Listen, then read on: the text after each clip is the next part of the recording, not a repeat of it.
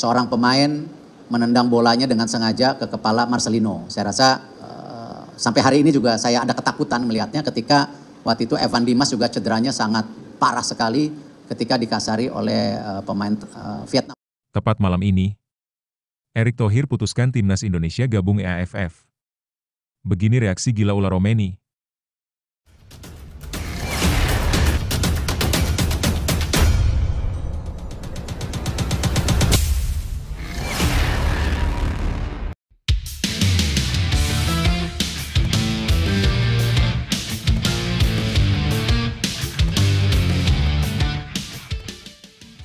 Tepat malam ini, Erick Thohir putuskan timnas Indonesia gabung AFF. Begini reaksi Gila Ular Romeni. AFF dinyatakan bangkrut setelah ditinggal Indonesia. Tapi, Mimin minta tolong tonton video ini sampai selesai, agar tidak ada kesalahpahaman yang terjadi. Dan tak bosan-bosan juga, tolong like dan share video ini ke media sosial kalian agar semua orang tahu apa yang sedang terjadi.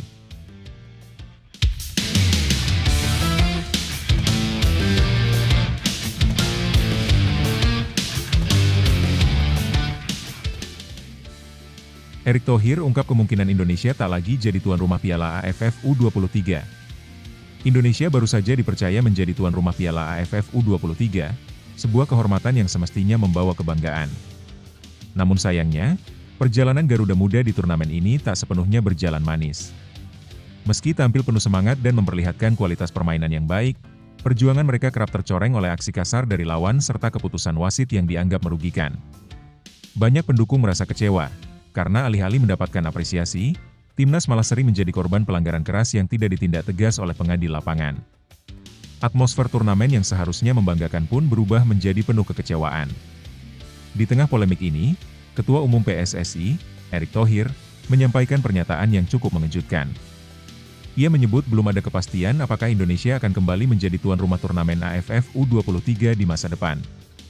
Salah satu alasannya adalah rencana Indonesia untuk keluar dari keanggotaan Federasi Sepak Bola Asia Tenggara, AFF, dan bergabung dengan Federasi Sepak Bola Asia Timur, EAFF, sebelum Juli mendatang. Menurut Erick, langkah ini merupakan bentuk sikap tegas dari PSSI atas berbagai ketidakadilan yang dirasakan Indonesia selama bertahun-tahun di kompetisi AFF. Ia mengungkapkan bahwa keputusan-keputusan kontroversial yang merugikan Indonesia sudah terlalu sering terjadi, salah satunya insiden paling bersejarah yaitu cedera Evan Dimas pada final SEA Games 2019 yang masih membekas di hati masyarakat sepak bola tanah air. Kalau sudah berkali-kali dirugikan dan tidak dihargai, untuk apa terus bertahan, ujar Erick dengan nada kecewa. Erick juga menyebut bahwa tawaran untuk bergabung dengan EAFF sebenarnya sudah datang sejak lama. Bahkan, seorang pelatih asal Jepang pernah secara langsung mengajak Indonesia bergabung.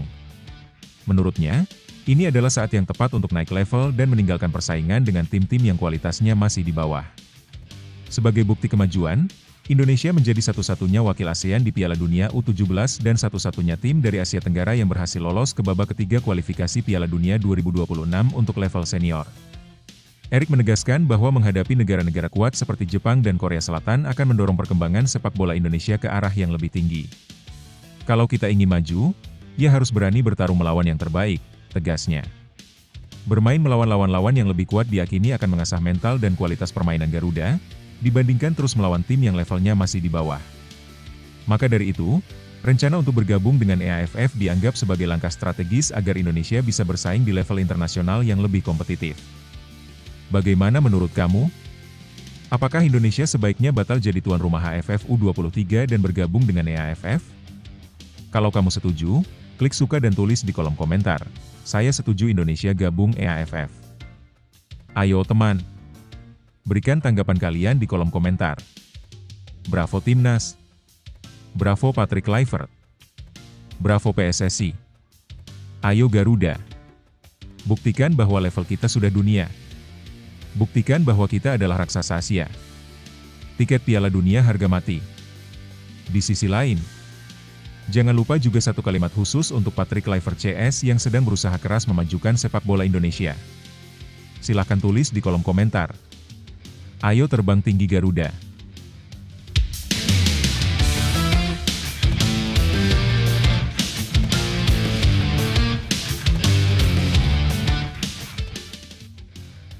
Mari kita lanjut teman-teman. Untuk timnas Indonesia, Garuda yang tak pernah jatuh. Kalian bukan hanya 11 pemain di lapangan.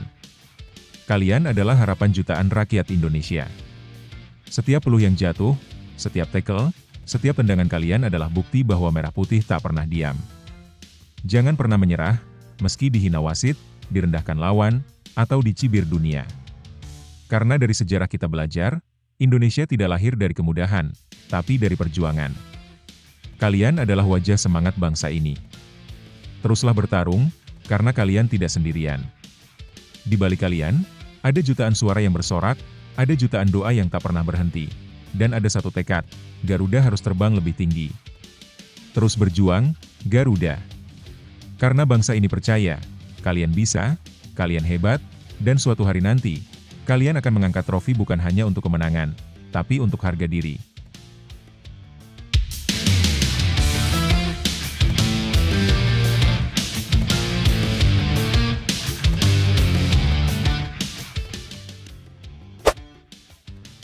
Ula Romeni, tak ragu pilih jadi WNI dan bela timnas Indonesia. Ula Romeni, pemain sepak bola yang kini memperkuat Oxford United, mengaku keputusannya untuk menjadi warga negara Indonesia, WNI, dan membela timnas Indonesia bukanlah sesuatu yang sulit. Menurutnya, kecintaan masyarakat Indonesia terhadap sepak bola telah membuatnya jatuh hati. Pemain berdarah Indonesia asal Medan ini resmi menjadi WNI pada Februari 2025.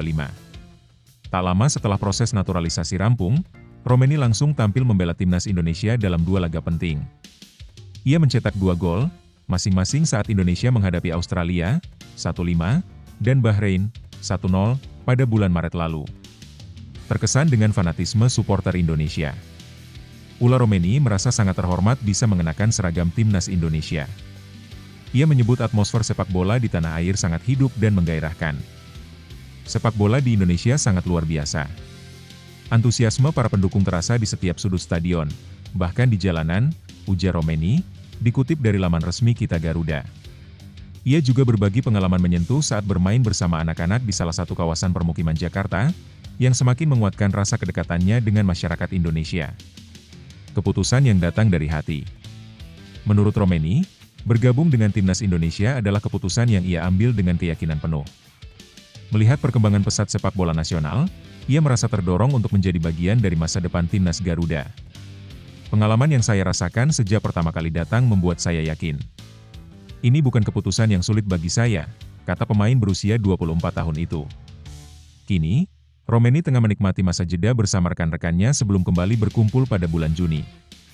Timnas Indonesia dijadwalkan melanjutkan perjuangan di kualifikasi Piala Dunia 2026 zona Asia, menghadapi Cina dan Jepang di grup C putaran ketiga. Lebih lanjut, keputusan Ula Romeni untuk menjadi WNI dan membela timnas Indonesia mencerminkan semangat dan ketulusan yang patut diapresiasi. Ia tidak hanya datang sebagai pemain asing yang dinaturalisasi demi karir, tapi benar-benar menunjukkan keterikatan emosional dengan Indonesia, baik melalui rasa hormat terhadap supporter maupun pengalaman pribadinya bersama masyarakat lokal. Kecintaan Ula terhadap atmosfer sepak bola Indonesia menjadi bukti bahwa kekuatan fanbase bisa menjadi daya tarik luar biasa. Ini juga menunjukkan bahwa proses naturalisasi bisa berjalan sehat ketika pemain punya motivasi kuat yang lebih dari sekadar peluang bermain di level internasional. Pilihan Ula memperkuat identitas baru timnas Indonesia yang kini makin beragam namun tetap memiliki semangat nasionalisme yang tinggi. Kedepan, kehadiran pemain seperti Ula bisa memberikan efek domino positif, baik dari sisi performa di lapangan maupun citra sepak bola Indonesia di mata dunia. Namun tetap penting untuk menjaga keseimbangan antara pemain lokal dan naturalisasi agar pembinaan talenta asli tidak terabaikan. Kisah Ula Romeni adalah pengingat bahwa ketika hati kita terhubung dengan tujuan yang tulus, keputusan besar dalam hidup bisa terasa ringan. Ia meninggalkan zona nyamannya, memilih identitas baru, dan membela negara yang dulu asing baginya. Semua karena ia percaya dan mencintai apa yang ia lihat di Indonesia. Ini jadi pelajaran berharga. Jika kamu punya mimpi, jangan ragu untuk melangkah. Tidak peduli dari mana kamu berasal, yang penting adalah seberapa besar tekadmu untuk tumbuh, memberi, dan menjadi bagian dari sesuatu yang lebih besar. Semangat, perjuangan, dan ketulusan akan selalu menemukan jalannya menuju hasil yang indah. Teruslah berani mengambil langkah yang mendekatkanmu pada versi terbaik dirimu.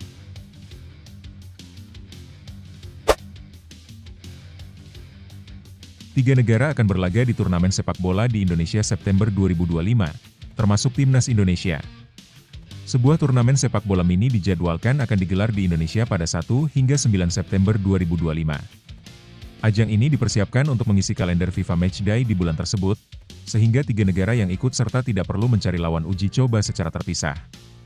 Turnamen ini diprediksi akan mempertemukan 3 tim nasional, salah satunya tentu saja adalah tuan rumah, Timnas Indonesia.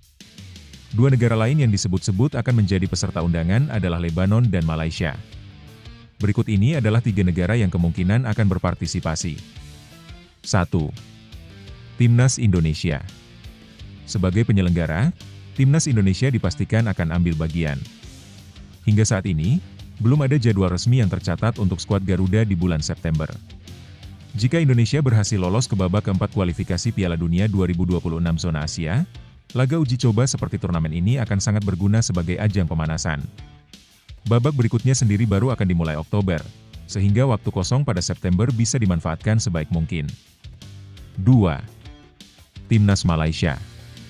Malaysia juga dilaporkan akan menjadi salah satu negara yang diundang. Sama seperti Indonesia, Harimau Malaya juga tengah fokus menghadapi kualifikasi Piala Asia 2027 dan baru akan bertanding kembali pada Oktober. Maka dari itu, slot pertandingan FIFA Matchday bulan September masih terbuka dan bisa diisi dengan turnamen ini. 3. Timnas Lebanon. Lebanon menjadi negara ketiga yang kemungkinan ikut serta.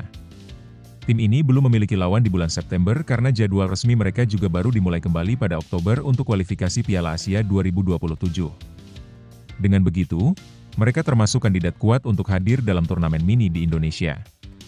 Turnamen ini diyakini tidak hanya akan menjadi ajang pemanasan, tapi juga kesempatan untuk memperkuat chemistry dan menguji strategi sebelum laga-laga penting di akhir tahun. Lebih lanjut, turnamen mini yang rencananya digelar di Indonesia pada September 2025 menjadi langkah strategis untuk memanfaatkan jeda FIFA Matchday. Keputusan untuk melibatkan Timnas Indonesia sebagai tuan rumah menunjukkan keseriusan federasi dalam menjaga ritme dan performa skuad Garuda, terlebih bila Indonesia berhasil melaju ke babak selanjutnya dalam kualifikasi Piala Dunia 2026. Kehadiran Malaysia dan Lebanon sebagai tamu undangan juga cukup menarik. Kedua negara tersebut memiliki kualitas permainan yang bisa memberikan tantangan berarti bagi Indonesia. Selain itu, mereka juga sama-sama memiliki jadwal kosong di periode yang sama, sehingga turnamen ini bisa menjadi sarana persiapan yang menguntungkan untuk semua pihak. Dari sudut pandang teknis dan non-teknis, ajang seperti ini dapat meningkatkan kepercayaan diri pemain, memberi kesempatan kepada pelatih untuk mengevaluasi strategi, dan tentunya mempererat hubungan antar negara dalam dunia sepak bola. Terlebih jika pertandingan dihelat di stadion penuh penonton, atmosfer kompetitifnya bisa memberi suntikan semangat yang besar bagi pemain muda maupun pemain naturalisasi. Yang perlu diperhatikan adalah kesiapan logistik, kualitas lawan, serta bagaimana turnamen ini tidak hanya menjadi ajang hiburan semata, tapi juga bagian dari proyek jangka panjang pembinaan tim nasional. Jika dijalankan dengan serius, turnamen ini bisa menjadi rutinitas yang bermanfaat tiap tahun. Turnamen ini bukan sekadar pertandingan persahabatan, ini adalah kesempatan emas bagi para pemain Timnas Indonesia untuk menunjukkan bahwa mereka layak bersaing di level internasional. Bermain di kandang sendiri, di hadapan ribuan pendukung setia, adalah momen langka yang harus dimaksimalkan. Setiap laga adalah panggung untuk membuktikan kemampuan, memperkuat chemistry tim, dan mengasah mental juara. Jangan tunggu momen besar datang, jadikan setiap pertandingan, sekecil apapun, sebagai batu loncatan menuju prestasi lebih tinggi. Semangat Garuda tak boleh padam. Terbanglah lebih tinggi, karena Indonesia tidak kekurangan talenta. Yang dibutuhkan adalah nyali, kerja keras, dan keyakinan bahwa kita bisa bersaing, bahkan menang, di pentas dunia.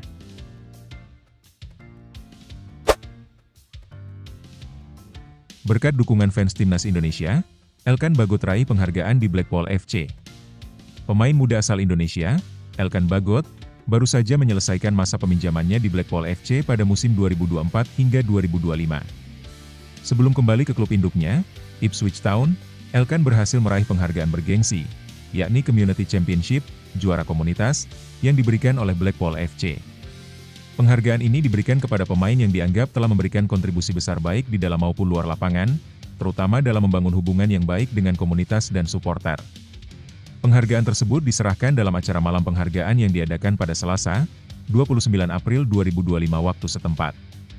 Dalam acara tersebut, Blackpool Gazette mengungkapkan bahwa Elkan mendapatkan anugerah Community Championship karena dedikasinya yang luar biasa di luar lapangan. Meskipun perjalanan Elkan di Blackpool tidak selalu mulus, terutama dengan masalah cedera yang sering mengganggu, ia tetap menunjukkan komitmen yang tinggi terhadap tim dan komunitas. Setelah itu, pemain pinjaman dari Ipswich Town, Elkan Bagot, dinobatkan sebagai juara komunitas, Community Championship, atas kerja kerasnya di luar lapangan, tulis Blackpool Gazette, seperti yang dikutip pada Kamis, 1 Mei 2025. Pengaruh positif dari dukungan fans Indonesia. Meskipun Elkan hanya bermain dalam 18 pertandingan dengan kontribusi 1 assist sepanjang musim, pengaruhnya di luar lapangan terasa sangat besar. Salah satu faktor yang diyakini meningkatkan pengaruh Elkan di Blackpool adalah dukungan luar biasa dari penggemar timnas Indonesia.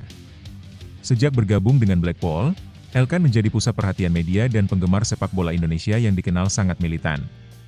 Dukungan mereka tidak hanya memperkenalkan Blackpool FC kepada penggemar sepak bola Asia Tenggara, tetapi juga meningkatkan eksposur klub di luar Eropa.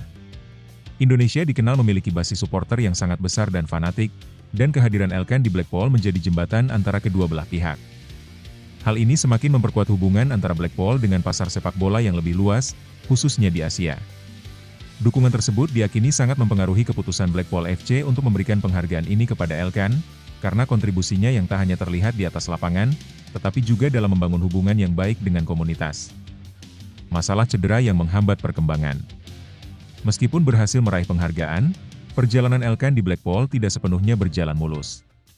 Berstatus sebagai pemain pinjaman dari Ipswich Town, Elkan sempat terganggu dengan berbagai cedera yang membuatnya sering absen dalam beberapa pertandingan penting.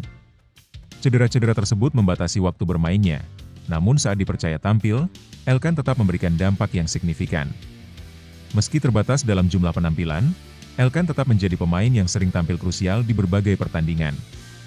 Dengan total 18 penampilan dan 1 assist, kontribusinya terbukti penting meskipun tidak selalu bermain dalam jumlah pertandingan yang banyak.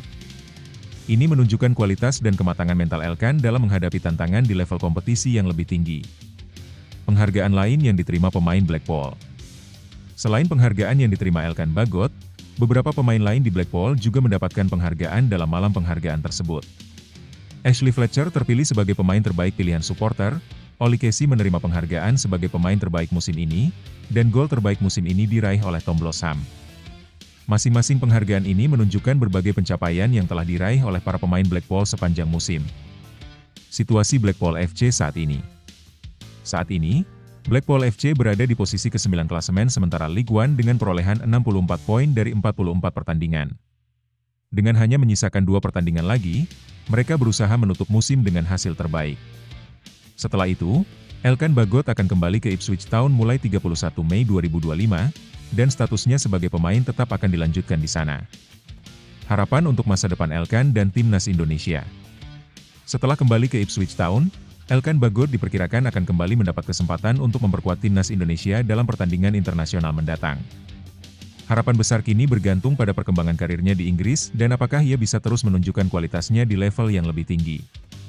Apalagi, dengan pencapaiannya yang luar biasa di Blackpool meski dibatasi cedera, banyak pihak yang optimis ia akan menjadi bagian penting dari timnas Indonesia di masa depan. Bagi para penggemar sepak bola Indonesia, penghargaan yang diterima Elkan Bagot ini juga menjadi bukti bahwa dukungan mereka terhadap pemain-pemain Indonesia di luar negeri dapat memberi dampak yang positif. Ini menjadi angin segar bagi para pemain Indonesia yang berkarir di luar negeri untuk terus berkembang dan meraih prestasi lebih tinggi.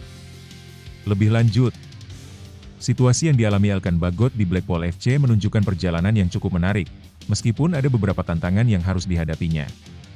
Salah satu hal yang mencolok adalah pengaruh besar yang diberikan oleh dukungan para penggemar timnas Indonesia.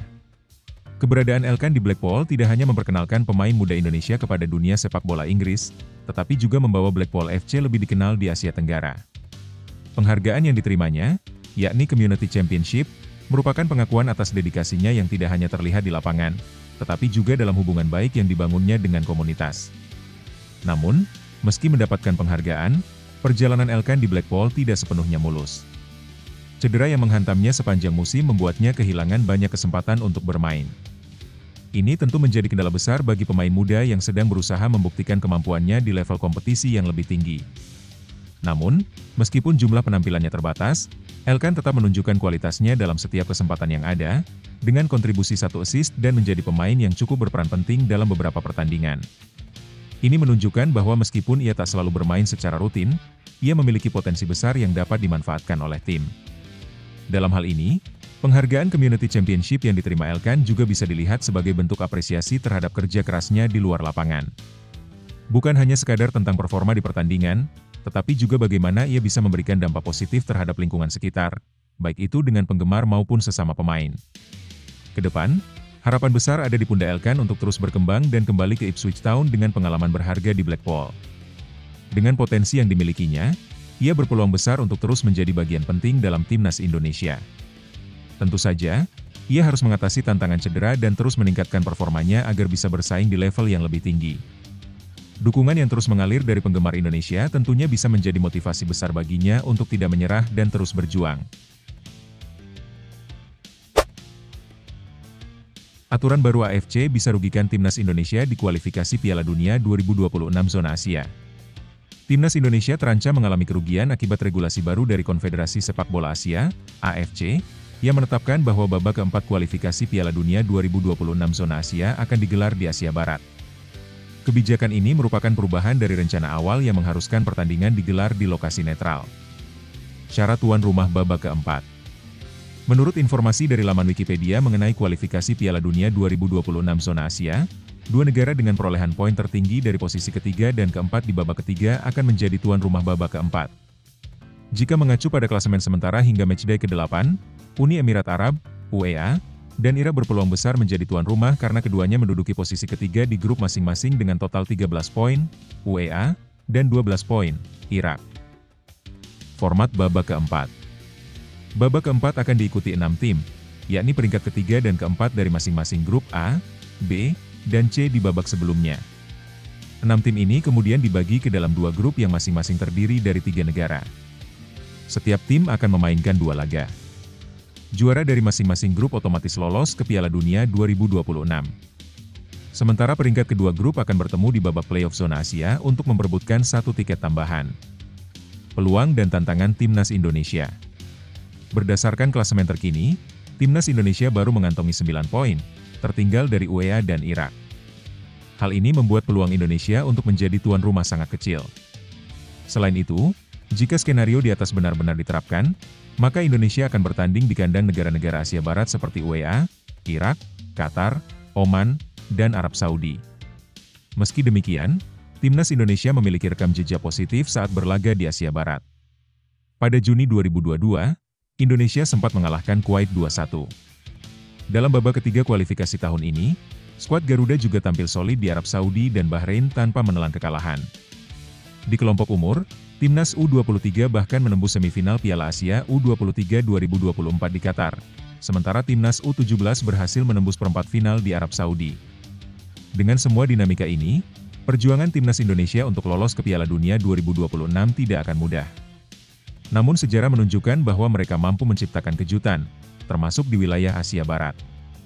Lebih lanjut, situasi ini menunjukkan tantangan tersendiri bagi timnas Indonesia. Regulasi AFC yang menjadikan 2 negara dengan poin tertinggi dari posisi ketiga dan keempat sebagai tuan rumah babak keempat bisa menciptakan ketimpangan kompetisi. Mengingat hampir semua calon tuan rumah berasal dari Asia Barat, maka tim seperti Indonesia otomatis harus bermain tandang dengan tekanan atmosfer stadion dan budaya sepak bola yang sangat berbeda. Namun, di balik potensi kerugian tersebut, ada sisi positif yang tidak boleh diabaikan. Timnas Indonesia punya catatan cukup baik saat berlaga di wilayah Asia Barat. Kemenangan atas Kuwait dan hasil positif lainnya menunjukkan bahwa tim ini bisa tampil kompetitif meskipun bermain di luar kandang. Artinya, meskipun secara administratif dan logistik Indonesia dirugikan, secara performa di lapangan belum tentu mereka akan kalah bersaing. Tantangannya terletak pada kesiapan mental, fisik, dan strategi. Jika pelatih dan pemain mampu menjaga fokus serta tidak gentar dengan status tamu, maka bukan tidak mungkin Indonesia kembali mencetak sejarah. Ini bukan hanya soal lokasi pertandingan, tapi soal bagaimana Indonesia memanfaatkan setiap peluang yang ada, bahkan di tengah kondisi yang tidak ideal. Untuk timnas Indonesia, ini bukan sekadar perjalanan menuju Piala Dunia. Ini adalah perjalanan membuktikan bahwa mimpi besar bisa dicapai dengan kerja keras, keberanian, dan semangat juang tanpa henti. Meski jalan kalian tidak mudah dan harus menghadapi tantangan di luar kandang, ingatlah bahwa Garuda tidak pernah terbang rendah karena angin. Garuda justru membentangkan sayapnya lebar-lebar untuk melawan badai. Setiap kali kalian melangkah ke lapangan, kalian membawa harapan jutaan rakyat Indonesia. Kalian bukan hanya mewakili tim sepak bola, tapi mewakili harga diri bangsa. Kalian pernah membungkam keraguan, menaklukkan medan sulit, dan membuat sejarah di tanah asing. Kalian bisa melakukannya lagi. Bermainlah bukan hanya untuk menang, tapi untuk menunjukkan siapa kalian. Karena ketika hati berani dan kepala tegak, tidak ada tempat di dunia yang terlalu jauh untuk dijangkau. Semangat, Garuda! Kami di belakang kalian, selalu. Asisten pelatih Timnas Indonesia Denny Lanzaat ditarik untuk jadi pelatih Willem II. Denny Lanzaat, asisten pelatih Timnas Indonesia, kini menjadi kandidat kuat untuk menempati posisi pelatih utama di Willem II Tilburg. Lanzaat dianggap memiliki kualifikasi yang cocok untuk menangani klub yang berlaga di kasta tertinggi Liga Belanda tersebut. Willem II baru saja berpisah dengan pelatih kepala sebelumnya, Peter Maes, setelah gagal membawa tim untuk bersaing di Liga Belanda dan terancam terdegradasi musim ini. Saat ini, posisi pelatih kepala dijabat oleh Christophe Aelbrecht sebagai caretaker, namun ada 5 kandidat yang disebut-sebut berpotensi menjadi pelatih baru, termasuk Denny Lanzaat. Lanzaat, yang memiliki hubungan baik dengan klub Willem II setelah lama bermain di sana, disebut-sebut menjadi pilihan tepat. Ia telah membuktikan kemampuannya selama karir kepelatihannya, termasuk menjadi asisten pelatih di Willem II pada musim lalu. Sebagai pemain, Lanzaat sukses besar di Willem II dengan memainkan lebih dari 160 pertandingan dan bahkan tampil di Liga Champions. Namun, ada keraguan terkait kemungkinan Lanzaat mendapatkan izin untuk melanjutkan karirnya sebagai pelatih utama di luar tugasnya sebagai asisten pelatih Timnas Indonesia. Sejak Januari 2025, ia telah bergabung dalam tim kepelatihan Timnas Indonesia bersama Alex Pastoor dan Gerald van den Burg, membantu Patrick Kluivert sebagai pelatih kepala. Meskipun demikian, Lanzaat saat ini harus menghadapi tantangan besar karena Asosiasi Sepak Bola Indonesia mungkin tidak akan memberikan izin untuknya menangani klub lain. Selain Denny Lanzaat, ada beberapa kandidat lain yang juga dipertimbangkan, seperti caretaker Christophe Aelbrecht, Erwin van der Looy, Roger Meijer, dan John Stegeman. Lebih lanjut, situasi ini cukup menarik, mengingat Denny Lanzaat saat ini memegang peran penting di Timnas Indonesia sebagai asisten pelatih. Memang, karir kepelatihan Lanzaat menunjukkan progres yang menjanjikan, dan pengalaman serta hubungannya dengan Willem II bisa menjadi nilai tambah jika ia diterima sebagai pelatih di klub tersebut. Namun, tantangan terbesar adalah izin yang perlu didapatkan dari Federasi Sepak Bola Indonesia. Keputusan ini akan menjadi dilema, terutama karena Lanzaat baru saja bergabung dengan Timnas Indonesia. Di sisi lain, kemungkinan untuk melatih klub besar seperti Willem II tentu menjadi kesempatan besar bagi Lanzaat untuk mengembangkan karirnya lebih jauh. Akan tetapi, hal ini bisa mengganggu fokusnya di Timnas Indonesia, yang sedang mempersiapkan berbagai pertandingan penting. Oleh karena itu, keputusan ini harus dipertimbangkan dengan matang, baik dari segi profesionalisme Lanzaat maupun dampaknya terhadap Timnas Indonesia. Lanzaat memang memiliki pengalaman yang sangat baik di Willem II sebagai pemain, yang bisa jadi faktor pendukung jika ia benar-benar diberi kesempatan. Namun, ada risiko terkait izin yang akan diberikan oleh pihak berwenang Indonesia, mengingat perannya yang masih vital di timnas. Selain itu, ada banyak faktor yang perlu diperhitungkan, termasuk keinginan pribadi Lanzaat dan komitmennya terhadap kedua pihak. Terkadang, langkah besar dalam karir memang membutuhkan keputusan yang tidak mudah, tetapi ingatlah bahwa setiap tantangan adalah peluang untuk berkembang. Dalam situasi seperti ini, jangan takut untuk mengejar peluang yang dapat membawa kemajuan, baik untuk diri sendiri maupun untuk orang lain. Keberhasilan seringkali datang dengan keberanian untuk mengambil langkah yang berbeda, meskipun itu berarti menghadapi ketidakpastian. Jika Lanzaat memutuskan untuk melanjutkan karir di Willem II, itu bukan hanya tentang melatih sebuah klub besar, tetapi juga tentang terus menantang diri untuk tumbuh dan mengasah kemampuan. Di sisi lain, jika ia memilih untuk tetap fokus pada Timnas Indonesia, itu juga adalah keputusan yang menunjukkan dedikasi dan komitmen untuk membangun masa depan sepak bola di tanah air. Apapun keputusan yang diambil, percayalah bahwa setiap langkah yang diambil dengan tekad dan rasa tanggung jawab akan mendatangkan hasil yang positif. Jangan ragu untuk berani mengambil risiko, karena di balik setiap tantangan terdapat kesempatan untuk mencapai hal-hal besar. Teruslah bergerak maju, dan jadilah inspirasi bagi mereka yang melihatmu.